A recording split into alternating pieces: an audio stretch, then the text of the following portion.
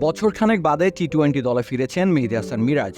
মাঝে একটা বিশ্বকাপও কেটে গেছে, তবু টি-20 ফরম্যাটে তিনি ছিলেন না। এবার এক প্রকার বাধ্য হয়েই যেন তাকে স্কোয়াডে অন্তর্ভুক্ত করেছে বাংলাদেশ ক্রিকেট বোর্ড। কেননা দলের একমাত্র নির্ভরযোগ্য অলরাউন্ডার সাকিব আল হাসান টি-20কে বিদায় বলে দিয়েছেন। ক্রিকেটের ক্ষুদ্র সংস্করণে মিরাজ অবশ্য খুব বেশি প্রাধান্য কখনোই পাননি। 2017 সালে অভিষেক ঘটলেও এখন অবধি মোটে 25টি টি-20 ম্যাচ খেলেছেন ডানহাতে এই অলরাউন্ডার। 248 রানের বিপরীতে 13টি উইকেট নিজের করে নিতে পেরেছেন মিরাজ, বেশ সাদামাটা পরিসংখ্যান।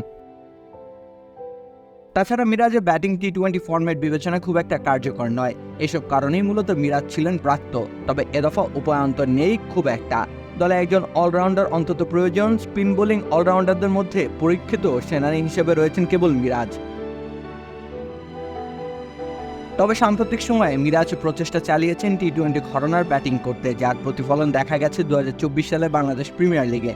ফরচুন বরিশালকে চ্যাম্পিয়ন করতে ব্যাটে বলে অবদান রেখেছিলেন মিরাজ। দারুণ দক্ষতার সাথে নিজের সক্ষমতার পরিচয় দিয়েছিলেন তিনি।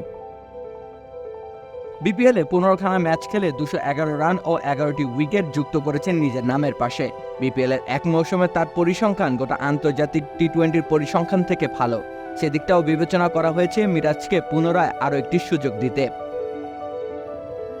মেকশিফট রোলেও কার্যকর ইনিংস খেলতে পারদর্শী মিরাজ। বোলিংয়ে উন্নতি করা প্রয়োজন স্রেফ, সাথে ব্যাটিংটাও মারকাটারি ধাঁচের হওয়া প্রয়োজন, নতুবা আবারও ছিটকে যেতে পারেন মিরাজ। তখন অবশ্য তার যেমন ক্ষতি সাধিত হবে, ঠিক তেমনি বাংলাদেশে পড়ে যাবে বিপাকে।